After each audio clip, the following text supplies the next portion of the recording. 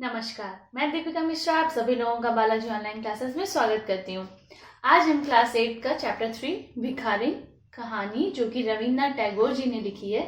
आपको पता होगा कि रविन्द्रनाथ टैगोर जी ने हमारा जनगण मन, हमारा राष्ट्रगान भी इन्होंने ही लिखा है। स्वार्थ कभी कभी किसी को अंधा कर देता है, किंतु माँ की ममता किसी स्वार्थ की वशीभूत नहीं होती। वह ममता चाहे अपनी कोख से पैदा किए हुए बच्चे के लिए हो या किसी अनाथ के लिए। इसी के प्रति उन्होंने ये कहानी लिखी है भिखारी। आइए इससे पढ़ते हैं।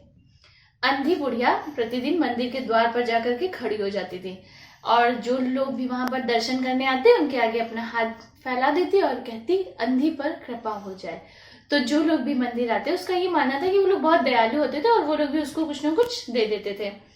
एक दिन क्या हुआ कि जब वो वहां पर जो लोग आते उनसे लेती और उनसे दुआएं मतलब वो उन्हें दुआएं देती और अपना दे करके अपनी झोपड़ी की ओर चली जाती।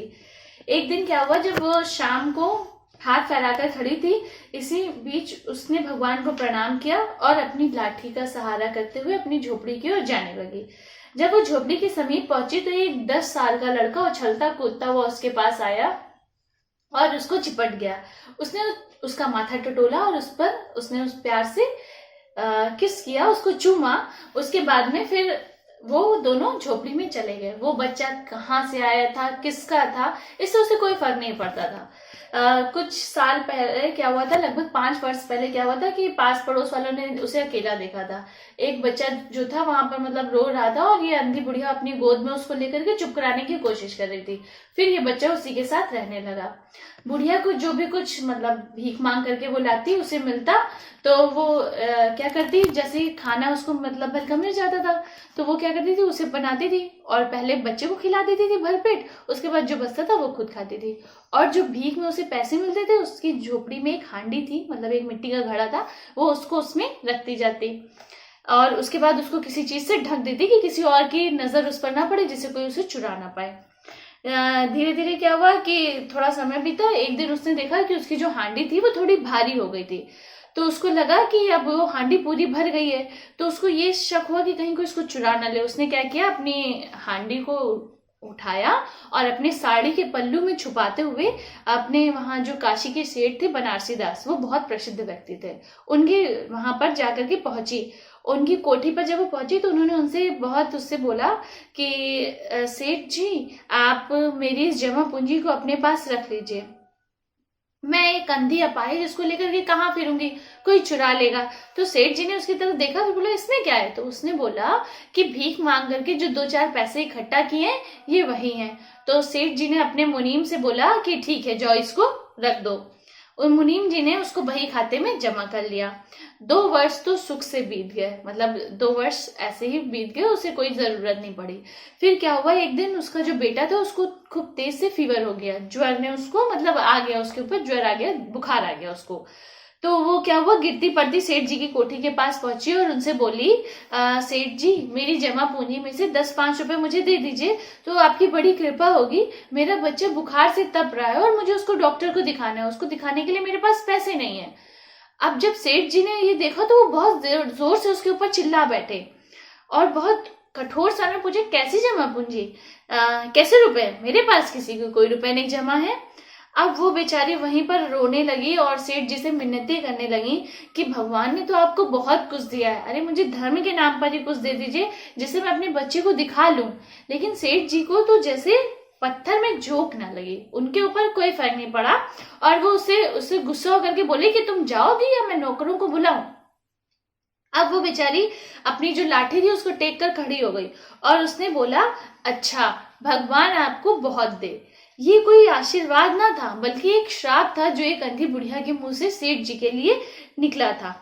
उसके बच्चे की अब वो क्या हुआ, अपनी झोपड़ी की ओर चली गई। उधर उसके बच्चे की तबीयत और बिगड़ती चली गई, उसकी अवस्था और खराब हुई, तो उसके जैसे वो और परेशान होने लगी बेचारी। उसको कुछ समझ नहीं आ रहा था कि वो क्या करे और वो सोचने लगी कि इतने अमीर इंसान हैं, अगर मुझे 2-4 रुपए दे देते तो उनका क्या चला जाता, मेरे बच्चे की जान बच जाती, उसको मैं दिखा लेती। यही सब सोच रही थी कि उसका अपने बच्चे को अपनी गोद में उठाया। फिर जब दूसरे दिन हुई, बस वो क्या हुआ, वो अपने बच्चे को गोद में उठाई और लेकर के गिरते पड़ते उनके कोठी के सामने जाकर के धरना देने बैठ गई और वहां बैठ गई और बोली कि अब जब तक वो आ नहीं जाएंगे उसको पैसे नहीं दे देंगे वो नहीं जाएगी। वो वहां बैठी रही। थोड़ी देर बाद क्या हुआ, सेठ जी बाहर आए।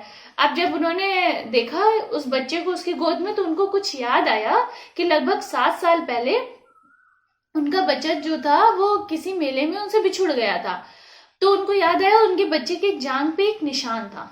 उन्होंने जो बुढ़िया की गोद में बेटा था उसको उनसे लिया। फिर उन्होंने देखा कि उसकी जांघ में भी वो निशान था, लेकिन वो पहले से कुछ बड़ा था। लेकिन उनको तब ये पहचानते हुए देर न लगी कि ये उनका खोया हुआ मोहन है। अब उन्होंने क्या किया, उस बच्चे को उस बुढ़िया से छीन लिया। जब उन्होंने उस बच्चे को छीन लिया तो और नौकर को डॉक्टर को बुलाने भेज दिया और बुढ़िया वहीं पर चिल्लाने लगी। मतलब जब उसने बच्चे को छीना तो वो बेचारी रोने लगी और बिलखने लगी। बोली कि मेरे बच्चे को मत ले जाओ, मेरी जमा पूंजी तो ले लिए, अब के मेरे बच्चे को भी मुझसे छीन लोगे। तो सेठ जी ने बोला उससे कि मेरा खोया हुआ मोहन है जो लगभग 7 साल पहले मुझसे बिछुड़ गया था और अब मैं किसी भी तरह से इसको बचाऊंगा। तो जो बुढ़िया थी वो खूब तेज से ठहाका लगाकर हंसने लगी। कहा ये आपका बच्चा है तो आप इसको बचाओगे, और अगर मेरा बच्चा होता तो उसे मरने देते, ये तो अन्याय है ना। लेकिन उसकी बातों से सेठ जी पे कोई फर्क नहीं पड़ा। वो उनके पास भी कोई उत्तर नहीं था। वो अपने बच्चे को लेकर के अंदर चले गए और डॉक्टर आए। डॉक्टर ने मतलब दवा दी और बुढ़िया बेचारी थोड़ी देर तक वहीं खड़ी रही, रोती रही। उसकी सुनने वाला कोई नहीं था। थोड़ी देर बाद वो भी अपनी लाठी को टेक करके अपनी झोपड़ी की ओर चली गई। दूसरे दिन सुबह को जैसे भगवान की देन थी, कुछ करिश्मा था कि जो दवा थी वो इतनी असरदार हुई कि जिससे मोहन को होश आ गया। और जब उसने अपनी आंख खोली तो उसने जब आंख खोली उसने पहला वर्ड निकाला माँ। और जब चारों तरफ उसने देखा कि अनजान लोग, और फिर वो मतलब अजीब सा उसको फील हुआ कि उसकी माँ नहीं थी और पता नहीं कौन कौन से थे। तो उसने फिर से अपनी आंखों को बंद कर लिया। अच्छा भाई, अभी हम ही लोग हैं, किसी अनजान जगह पर जाए और हमें अपने जान पहचान के न मिले तो हम भी थोड़ा सा डर जाएंगे। और उसकी तो तबीयत खराब थी, उसने फिर से अपनी आंखों को बंद कर लिया।